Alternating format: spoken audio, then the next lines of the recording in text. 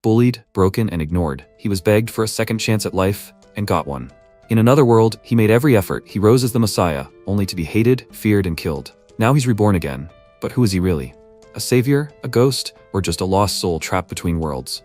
He's living a borrowed life, and he knows it. Will his lost soul be able to find itself? Let's find out. This story begins with Yamata Takeru, the protagonist, beginning to regain consciousness. Looking around, he spoke in confusion. What? Did he come back, or did he think so? The world he woke up in was his real world. The protagonist began to remember how it all began. At his school, bullies had their eye on him and constantly bullied him. He did not have the courage to stand up to them, and he hated himself for it. He hated people who turned a blind eye to what was happening. And he also hated his insignificant self as much as he hated his bullies. MC always dreamed of a chance to change his life. So when he was summoned to another world, he thought, here it is, his chance. How it happened, he himself could not really explain. One day, he opened his eyes and heard someone greeting him, addressing him as the Messiah. Looking around, he saw that he was in a luxurious hall, and there were some people standing around him. The voice that greeted him belonged to one of the girls, who was called Saint Edelweiss. He told her that she was mistaken. His name was Takeru. And so he found himself in another world. After some time, the protagonist learned that in this world, there was an entity called the Demon Lord. He made people suffer. Frankly, someone like the protagonist who could not even respond to his offenders. He did not think that he would be able to risk his life to fight the Demon Lord, but still, he did it. Saint Edelweiss, who accompanied him, told him that this was a big step forward. The protagonist, looking at the small magical flame above his hand, thought, even so, he wanted to try to accept himself in this other world. This time, he will not give up, and Takeru did not give up. He did his best, and the result was his execution. Instead of gratitude for defeating the Demon Lord, he was sentenced to execution. The Prime Minister announced to everyone present, from now on, in the name of God, they would be executing the monster Yamato Takeru. The protagonist sat in the middle of the platform, shackled, and listened as he continued his speech. He said that this otherworlder had the power to defeat the Demon Lord himself. Before he betrayed the human race and destroyed their world, they had to deal with him. The protagonist, looking at his shackled hands, thought, they used magic sealing shackles. Not to mention any gratitude, he was treated like an animal. The Prime Minister turned to the protagonist. Did he, the former Messiah, have anything to say? The crowd began to riot. The people were shouting for them to hurry up and kill him already. He was too dangerous for them.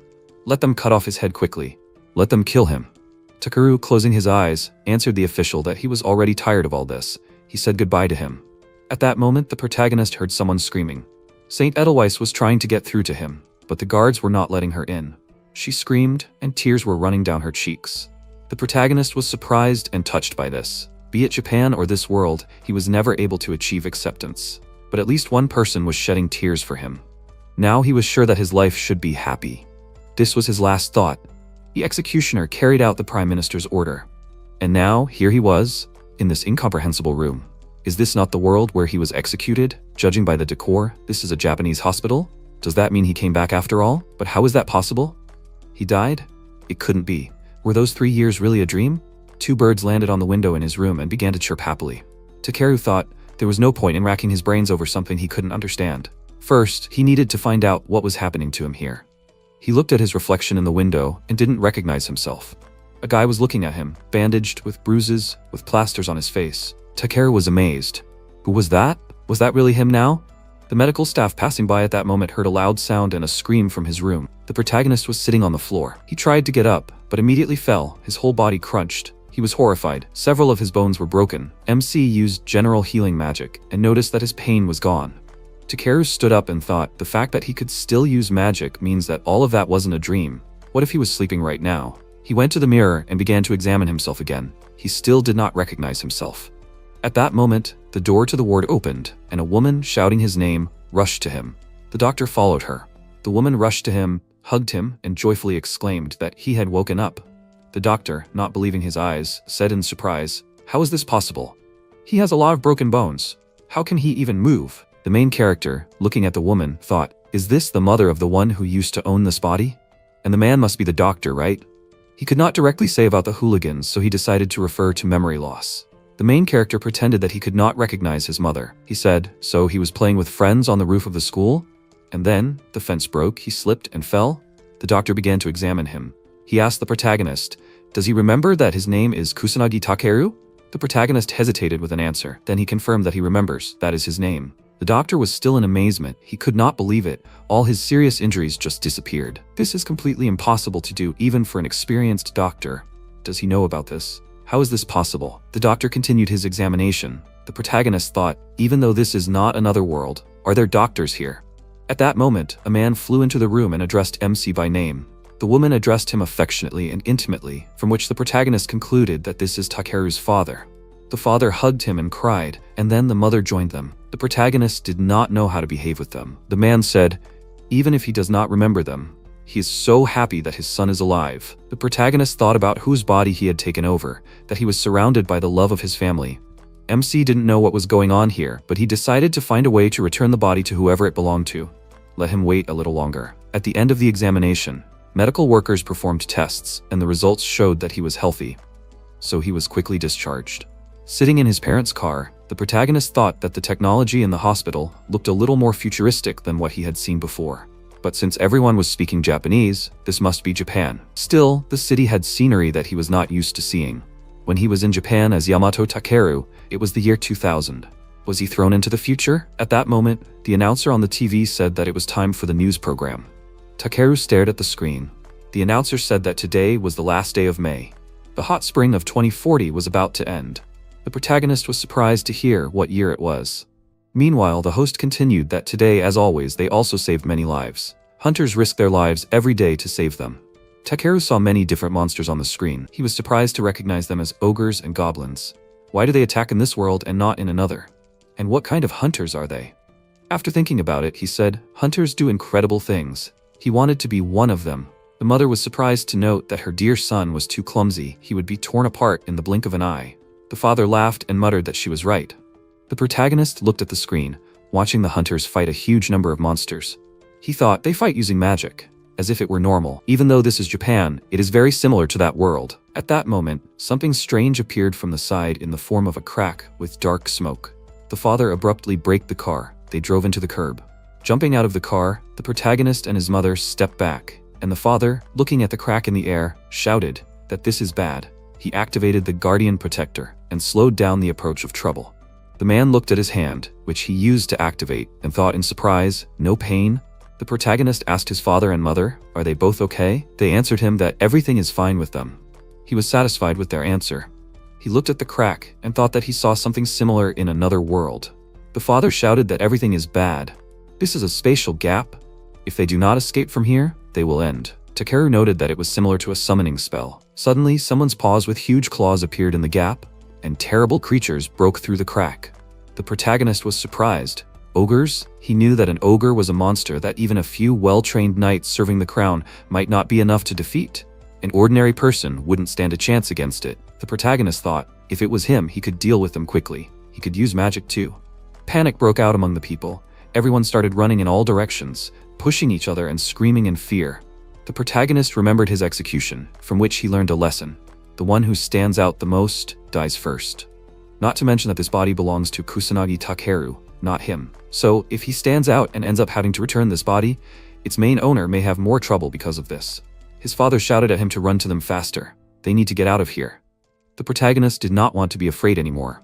He decided that he would run away. He turned to run to his parents, but at that moment, an ogre approached them and stretched out its paw towards them, intending to grab them. The protagonist could not allow this. He activated acceleration, afraid of being late to help. Approaching the monster, he activated explosive flash and struck the enemy. When he was finished, the protagonist asked his parents if they were okay. The amazed father answered that they were fine. Takeru explained to them that a passing hunter had dealt with the monster. They needed to get away from here as quickly as possible. As he left, MC looked at the defeated monster and thought that he had used his power after all. He looked at his parents, who had barely recovered from their fear, and noted that he was glad that he had been able to save the couple. But the problem was that after his attack, there was someone else's. Could it be that someone was helping him? He looked at the roof of one of the houses and saw a girl, Sakura, and it was she, looked at him with an attentive gaze. The protagonist irritatedly noted that this could have caused him a lot of trouble. Returning home, the father sadly summarized that their car was smashed to pieces. It was good that they themselves had survived. To get into such trouble and not have any casualties, they were truly lucky. The protagonist chuckled at his father's words.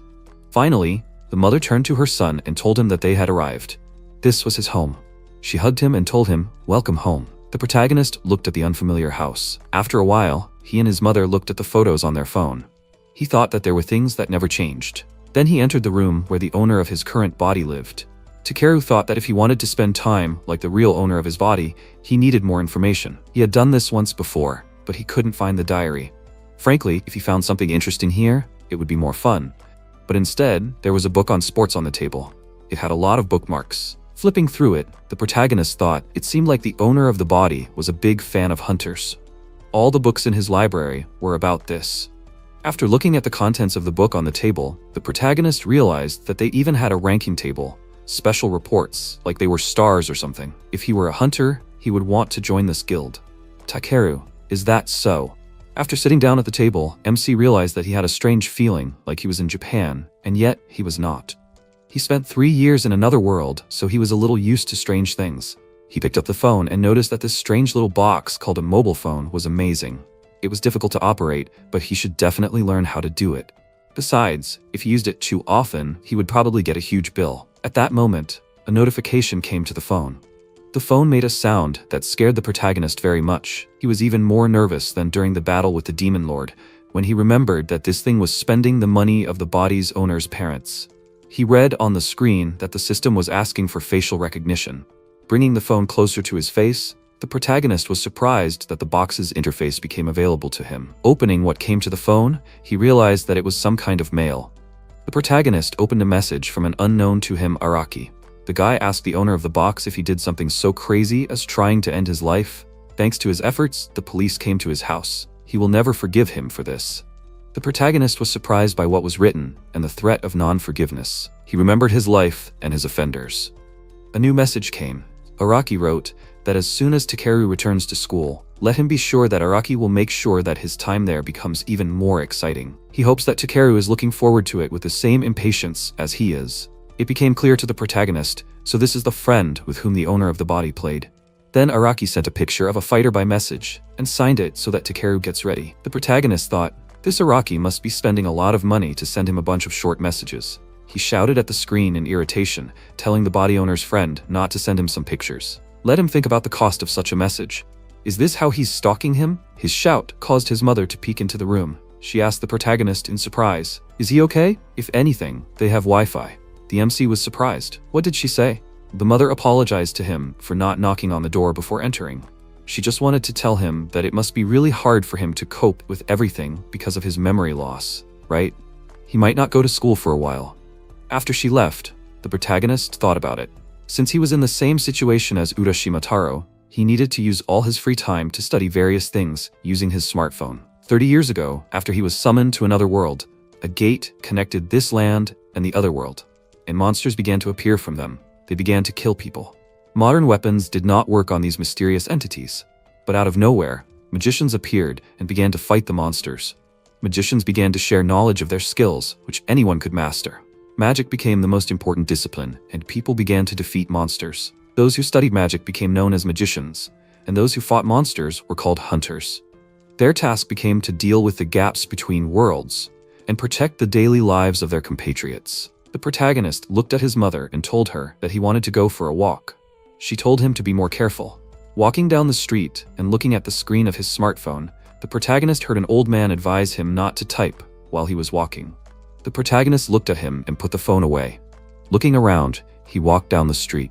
A seller held a case of drinks in midair with a magical pass, which was about to fall. A girl in a cafe looked up at a glass of juice and spilled it on the table, for which she received a reprimand from her mother. The protagonist noticed that society quickly adapted to magic, to something so otherworldly that it still felt unreal. This world was very different from the one he knew.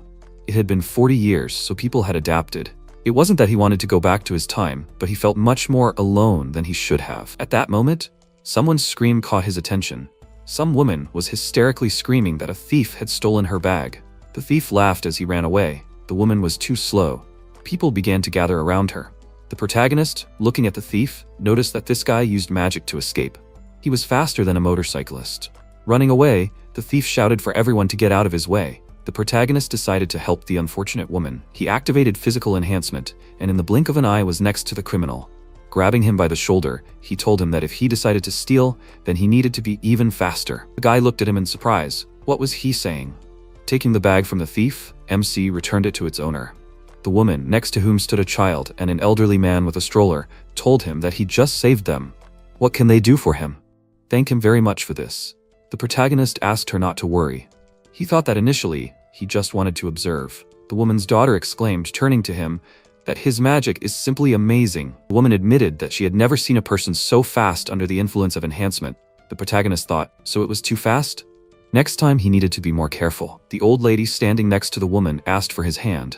When the protagonist extended his hand, she placed some candies in his palm. Takeru looked at it in surprise, then at the old lady. She said that they would like to thank him properly, but since he refuses, he should at least take some candies. A story surfaced in the protagonist's memories. Once, when he was little, he massaged his grandmother's shoulders, and as thanks, she gave him his favorite candy. And now, his soul felt warm from the memory, and from these kind people whom he helped. He clutched the candies in his hand and thanked these people with a smile. Even if 40 years have passed and many things have changed, the main aspects have remained the same, and he was glad about it. Having said goodbye to these people, he went on. It was already completely dark, and he needed to hurry. At that moment, he heard a rustling behind him and deftly dodged to the side. Some guy flew past him who wanted to hit him. It was Araki. He stood up, turned to the protagonist, and asked him if he was glad that he dodged thanks to pure chance. By the way, he would have been glad too if he hadn't ignored his messages. Does he understand this? The protagonist noted in surprise. Is he Araki? The guy was furious. How did he call him? He should address him not just by his name, but with respect. The protagonist thought, so this hasn't changed either. The guy again shouted angrily that he shouldn't dare call him just by his name, without due respect. Trash like him should address him properly. Did he understand him? Then he noticed that his eyes were darting around. It was his fault that the police came to his house. He was hit below the belt. It hurt a lot. The protagonist, turning his face away from the guy's scream, thought, even after 40 years, characters like this still appear. Apparently, the owner of the body had the same problems. Previously, the protagonist was so afraid of guys like these that he simply froze in place from fear and could not respond in any way. But, frankly speaking, fighting dragons in another world is much scarier. If you compare those battles and the meeting with Araki, then he somehow began to take it more calmly. The guy, noticing that the protagonist was thinking about something of his own, got even angrier. He was indignant. Let him stop hovering there in the clouds. Can he hear him? He is supported by real, dangerous people. Did he understand that? Even if he kills him now, his friends would hush it up. Araki now reminded the protagonist of an evil Spitz, nothing more. He smiled and thought, it seems like he has matured after all. He was glad about it. Araki got even more furious. Why was he smiling? The coward who tried to escape, choosing death, was now floating in the clouds? The protagonist again imagined the guy in the form of a Spitz. He thought, what should he do? Apparently, Araki was going to hit him. He could easily send him flying, but still, he did not want to stand out. It would be enough for his opponent to fall a little. Meanwhile, Araki was getting more and more heated. He shouted at the protagonist that allowing someone like him to be born was a big mistake, and his parents were a big mistake too. The MC could not stand this anymore. Waiting for Araki to raise his fist to strike, the protagonist counter-punched him with such force that the boy, having turned over several times in the air, fell to the ground. The protagonist advised him not to speak ill of his parents. The boy cursed filthily at MC. Takeru told him that it was dangerous to resort to combat magic in such a place. Suddenly, a spatial rift formed right above Araki. The protagonist exclaimed in surprise, "A rift in reality?" An ogre appeared from the crack. He struck Araki. The boy was thrown aside and went limp. The protagonist quickly assessed the situation. He realized that the boy was not dead. He did not know if it was because he was a boxer, but the boy turned out to be quite strong. He looked around, noted that there were no strangers nearby. Araki was passed out, but it did not look like he had much time either. The protagonist decided to end this in the blink of an eye. He activated his physical enhancement, appeared next to the monster in a flash, and dealt it a crushing blow, piercing its body with his fist. The monster, not expecting such an attack, fell to the ground dead. The monster's blood splashed Araki. MC noted, looking at the dead monster and the bloody guy, that now it all looks like scenes from a horror movie. Oh well, it's just Araki. The gap was what was important. It couldn't be left like that. Takeru thought, since it was very similar to a magical summoning from another world, then if he destroyed the magic circle, the gap should disappear. He tried what he had planned, and it worked. The rift disappeared, and police sirens were heard in the distance. The protagonist noted that this was bad. He quickly prayed for Araki and ran away from that place. The police arrived at the scene, and then Sakura appeared. The girl couldn't believe that someone had killed the blood ogre with one blow. Her friend said, everything was already like that when they arrived at the scene. The blood ogre was already dead, and the gap was closed. They found one unconscious guy here. He was fine, got off with a few bruises. It seemed like he had fought with a classmate here. Sakura crouched in front of Araki and told the policeman the guy said that he was the one who killed this monster. In fact, she didn't believe it. It didn't look like that. She didn't feel that this guy had enough strength to defeat the monster with one blow. Why was he so covered in blood? Suddenly, she remembered the protagonist when she saw him then, when he saved his parents. Then, she decided that this incident was misinterpreted by her. The girl told the policeman that she would return to the Hunters Association, let him send her a report after everything. The policeman told her that he understood her, he would do everything. Returning to the guild, Sakura wondered what could have happened there. She was so lost in thought that she didn't notice anyone or anything around her. Two men passing by recognized her. It was Takamine Sakura, right? Her face was so cute. In fact, she was so cute, you couldn't tell at first that she was the youngest hunter to rise to S rank. The girl continued to think. The blood ogre was a very dangerous monster. It might take several A-rank hunters to eliminate it. Someone had defeated the monster faster than her, who was sent by the Hunter Association, and closed the gap. A hunter stronger than her had appeared in this city? Meanwhile, the protagonist was drinking tea with his parents. After a while, the protagonist came to Kazami High School.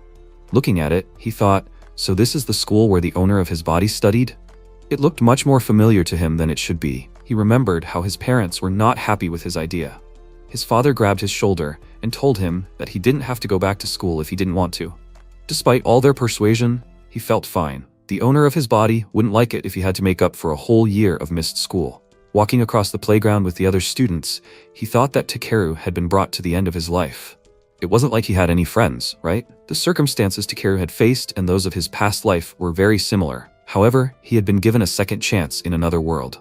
He had someone to practice magic with, to exchange fierce glances with his fellow adventurers, and to run away from or fight powerful demons. He remembered how he had hit Saint Edelweiss hard during one of his training sessions. She had gotten really angry at him then, and he had justified it to her by saying that it was a pure accident. Oh, how she had driven him then. After he apologized to her, she confessed to him that she wanted to create a world where everyone could laugh without pretense. The protagonist, standing in front of the school entrance, said to himself that it was time for him to go. He would be able to take his first step here thanks to her. His friend Edelweiss.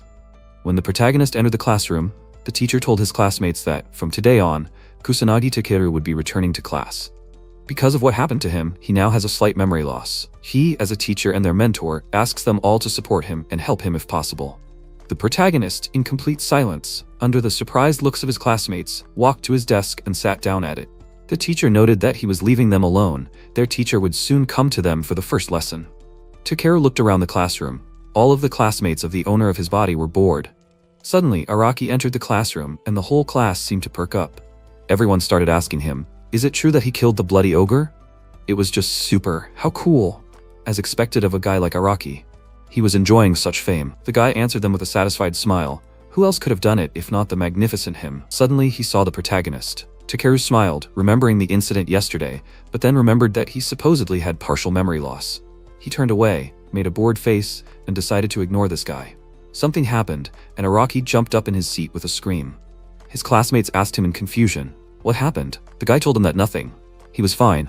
The protagonist was approached by a boy named Sawamuro Takuro, who was sitting next to him at a side desk. He told him that the teacher told him about his amnesia. How is he now? Is he okay? The protagonist was surprised. What? The owner of his body has such people here who communicate with him?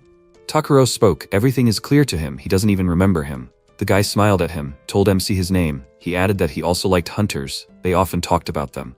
He was glad to meet him again. The protagonist was happy. It meant that this Takeru did have friends after all. During the last lesson, MC buried his face in his desk.